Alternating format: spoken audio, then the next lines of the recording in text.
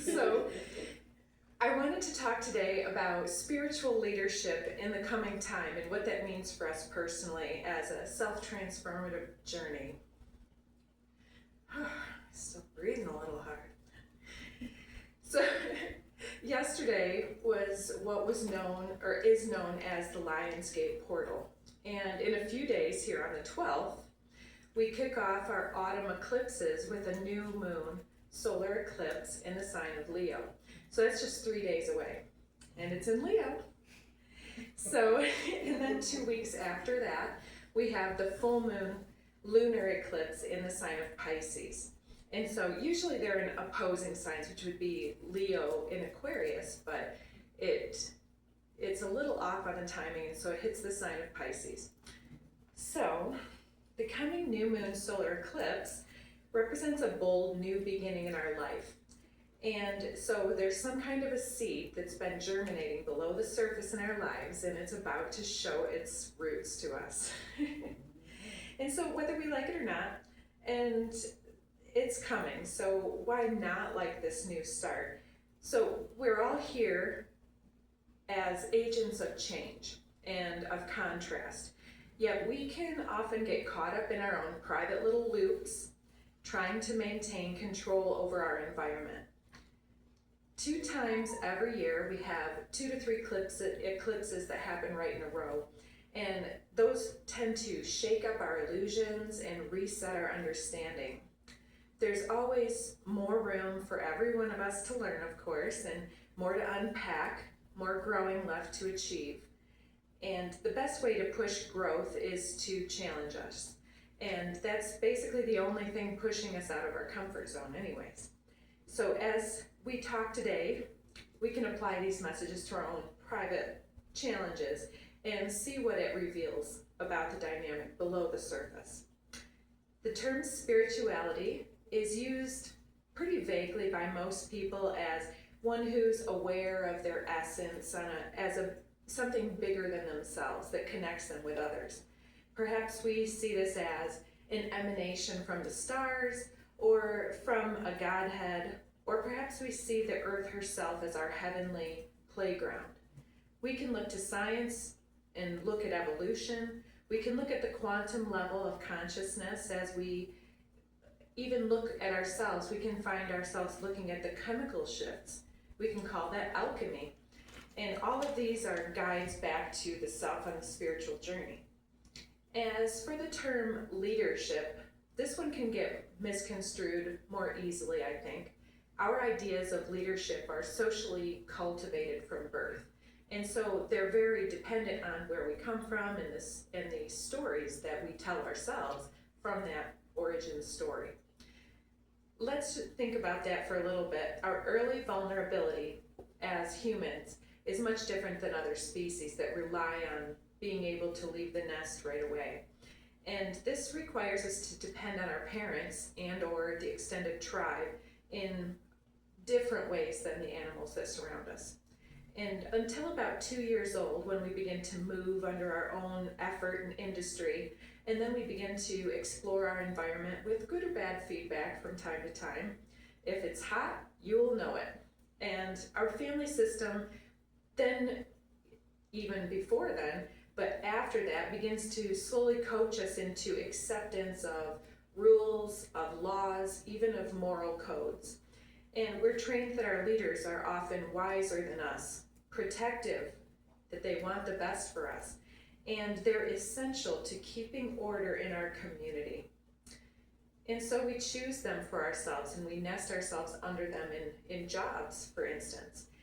And in our early school system taught us how to ask permission for everything that we wanted, and taught us how to take turns and how to share everything that was ours with everyone who didn't work for it. And so we also learned through the different socially acceptable norms that life isn't always fair. Those at the top are to be listened to and followed. Thinking back now to your best and your worst teachers, we can easily see how flawed this premise is. So, let's talk about leadership as a group. let's talk about any terrible leadership traits that you've had, a bad boss or somebody who didn't understand how to talk, or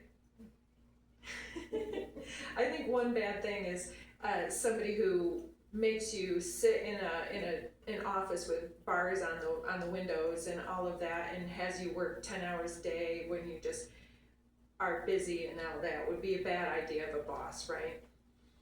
Anybody have any positive feedback? Being empathetic with your employees or subordinates, whatever you want to call it. Yeah. Kind of putting yourself in their shoes. Yeah. Because I don't do that. I'm a bad manager. I'm mean. Just do what I said. Well, so I guess I'll just keep on going here. We've got a few of the ideas in our own minds about what makes good and bad leadership. All of us have had good and bad experiences. Yeah, lead by example is key. Lead by example, people will be less likely to resist because they'll say, well, she does it too. She's not afraid to get her hands dirty. She's not just telling us, she's doing it too. And I find out, I get people to see my way if they see I'm doing it too. Yeah. Be willing to do it yourself. Otherwise, don't tell nobody else to do it. That works for me. Yeah, exactly, because people are paying attention to what you do and not just what you say you do, and then it becomes disillusionment and a struggle and frustration between the energies because people are following somebody that they don't believe in, and so it's important to put yourself in their shoes and do the stuff that you're asking for others, and to not ask others to do something for you that you wouldn't do for yourself. And so leading with wisdom and integrity is often about listening, first and foremost. Listening to the environment that you're in. So if it's cold outside, you gotta put a coat on. And if it's raining, you should probably take an umbrella if you're gonna be walking. And same thing with the social climate. If our friend comes to us with an exciting piece of news versus a sad experience, we'll need to respond accordingly, to listen and to ask questions for clarity. And perhaps we need to reserve our judgments or our solution-minded suggestions until the right time presents itself. And phrased in the right way, we can offer feedback to our friends and loved ones, or even people that we are more frenemies with, or that seem to be challenging us, that want to fight with us in traffic and flip us off. We can flip them the peace sign instead, like, hey! And in this way, it's the right way to build bridges of understanding. It's like, I wasn't trying to get under your skin, just have a better day. Don't kill yourself on the road. And, I'll often find myself in my bubble, and then there's this butterfly floating in front of the car, and I'm driving too fast to move it, and I kind of wish it to go by, and it often works, and it's more than a wish, it's an intention, it's a bubble of protection from my heart to this energy that's floating by. And the more energy I put out into, oh, there's a living being, I don't need to smash it with my car, and I can work with the energies and kind of like Tai Chi move it to the side. And so, some people would listen to this and say, oh, that's fantastic language, it's just magical thinking. And maybe it is, but this is an alchemical experience of magical, miraculous results. And what we need to do is switch the mind, as if it were that easy, right? So reserving our judgments and our solution-minded suggestions until the right time can be very important with this, because we don't want to seem as though we're not paying attention, or we don't want to,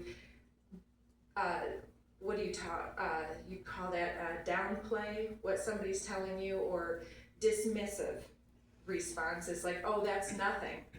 Listen to what I got into, or at least you don't have my situation. And so these things are one of my friends taught me that all pain is equal, because it doesn't matter if you hurt yourself by stubbing your toe or had somebody betray you, it feels the same. And the experience is just as profound. So active listening is even more conscious than we would at first think. And so if we remain focused on the issue that's working itself out as though we're dancing with it and responding to it in kind, we can remain conscious in the moment. And so as we're formulating our replies, we need to listen to the situation as it develops, and we need to ask questions instead of making assumptions. And in this feedback, it might look like something such as, wow, it sounds like you're dealing with a lot in your life right now. How do you manage all of that? And then that tells us, it switches their thinking into solutions minded, hopefully. And we can drop those seeds, not by saying, oh, well, when I get that, I do this. We can offer that later, but we should ask them to draw from them, because this tells us what somebody else has in their toolbox. And so we can develop ourselves as we're helping another to unpack what they have. And we cannot, it would be a lot better, for instance, than, well, at least you don't have my situation where me. Here we're assisting as a mirror or a sounding board where the other can talk through their experiences and express, and we can expand our understanding of each other's and of the dynamic, and be more compassionate in general. As we listen, we can drop those seeds and ask them about very, very carefully. We can probe for things like confirmation bias or victimization mindset or poverty mindset, and we can challenge their creativity to move beyond those self-imposed often limitations. So confirmation bias, an example of this is saying, oh, well, all dating partners are ultimately bad, because we can say, oh, all women want this, all men want that, and so I'm not in a relationship because all this is that, or all jobs out there won't pay you. And so then everything that we see can confirm that in our minds. If we look for clues, we will find the evidence that supports it. The poverty mindset would be something more like, well, I don't have enough money for this or for that, or, well, I'd be healthy except I can't eat this and that, or I can't afford this or that. And we can also apply poverty mindset to our abundance. And so that would be a conversation all in itself. In victimization, we should say something, or we could say something like, everyone always treats me like this, or I don't know why I always get cheated on, or something like this, because I feel like by the time it gets to that point, you should have some idea of the attributes that a cheater has, mostly. And so it's a learning situation instead of I always this, which then ascribes us to a belief patterning. And so as we work through things with others, we could say, are you sure it's not just the type of guy he is, or the type of person that person is, or this person doesn't stand for an entire race, for instance, or this person here doesn't stand for an entire culture or religious background, or something like that. And so we should never underestimate the power of dropping seeds and nurturing them. And we can always talk to the highest aspect of others, whether it's the perpetrator or the victim. All things are, again, equal. And so we could say something like, well, you're very smart to talk this out with somebody else. Or you're a very hard worker with a lot of skills. You just have to keep going until you find the right fit. And don't get frustrated. Focus on what's working and do it for the right reasons. Because dropping seeds can speak directly to somebody's self-worth, and their self-worth is often what keeps them caged in the limited thinking pattern. So most people also love to talk about themselves, and so as we work through an issue, then we can talk through it with them, and then hopefully it would come back to us, but ultimately it keeps people working out their return trip to love. And speaking to the highest self can shift their beliefs of what is possible for them and what they have up their sleeve to do. So we can also speak to the higher form of their target or our perpetrators, and say something like, oh, that comment reveals more about their mindset than about yourself. Even if they meant it, let's try not to take it personally. This promotes mutual understanding and social exchange with respect. And we could as easily say, oh, that person's a self-absorbed jerk. I'd just walk away and never look back. But that can also lead to confusion and often not resolving anything in the long run. In fact, even if they leave that situation, which they probably won't right away based on somebody's advice, they're likely to just re-experience it in a similar dynamic in another relationship in short order. To care for others is another aspect of leadership. And this is compassion, but just caring for others is basic. It's human kindness is the way that we are meant to be, and left on our own, we can see animals will help each other, you know, and so to care for one another as ourselves, we have to learn to have the eyes to see and the ears to hear, the unspoken truths to read between the lines with each other, and possibly showing another where to place their focus, such as in these contrasting statements, can shift an entire situation for the good. To focus on somebody's self-belief rather than upon their target or their victimhood or something like this, it can truly help. After all, we're all here to express all of the emotions that arise within us, whether that seems good, bad, or indifferent.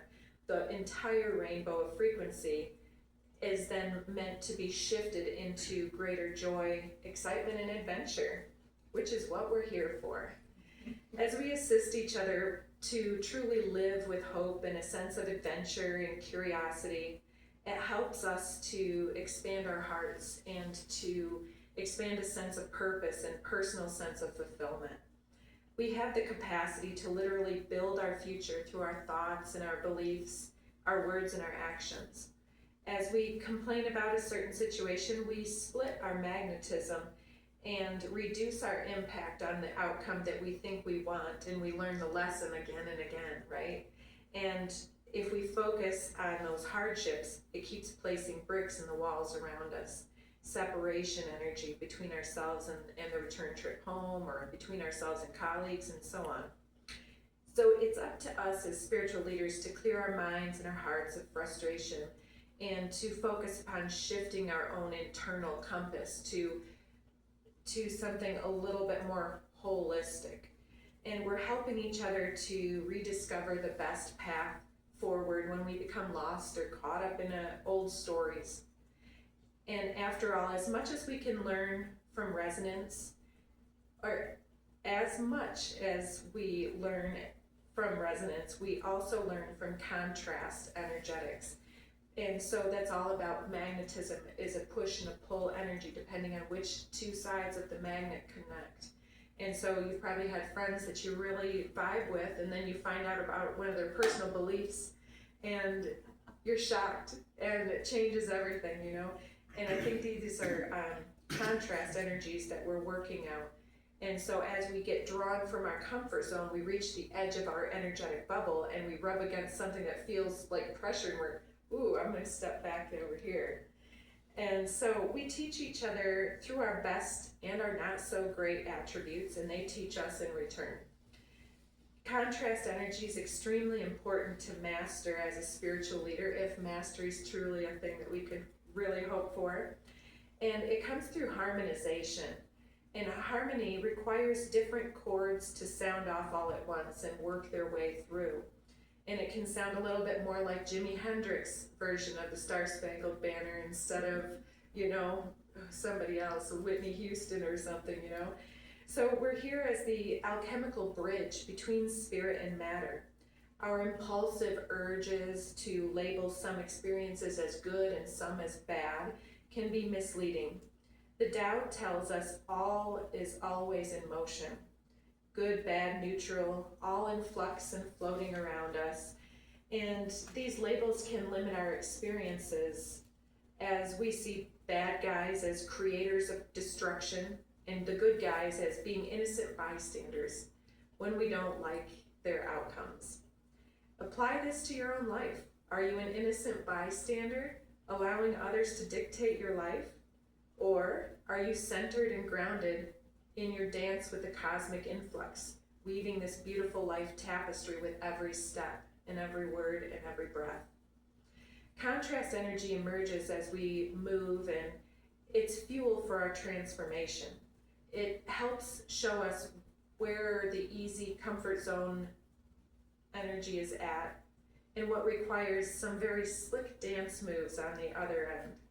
The emotional experience shows us what we need and what we need to give ourselves permission to do.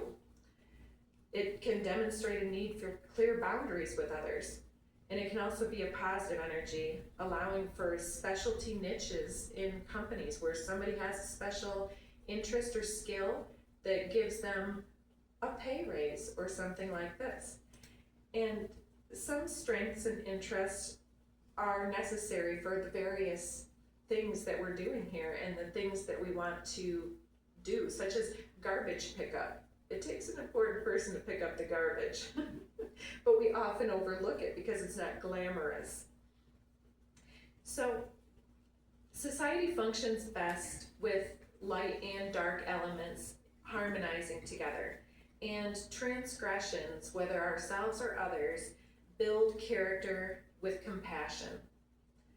After all, passion is an expression of our unique divinity, and a passionless world would leave us bored, complacent, and sitting still doing nothing. Passion and conviction are our most valuable commodity in our plane of existence, sculpting a new world with every breath. We, as sparks of divine light embodied, we've descended into the material to construct within ourselves, in our very essence, and in our minds and hearts, a miraculous ascent and a return trip home. As a channel of divine light and as spiritual leaders, we're here to funnel energy, whatever vibe, good, bad, or etc., into a co-creative essence. And as we can't always control the guy behind us in line at the store, or the turning of the medicine wheel, where we're sometimes on the top of the world and other times at the low point, the sooner we learn to harmonize with each other instead of struggling and fighting against each other, this energy of contrast becomes something that we're not trying to beat down and fight against, and then it becomes the sooner that we're able to build the essence of heaven on earth in real time. And as we move through the next month, we will definitely see where this cosmic energy is asking us to begin and what we have to release to accept the next phase of growth. And we'll just need to ask ourselves, what are we ready to risk? Release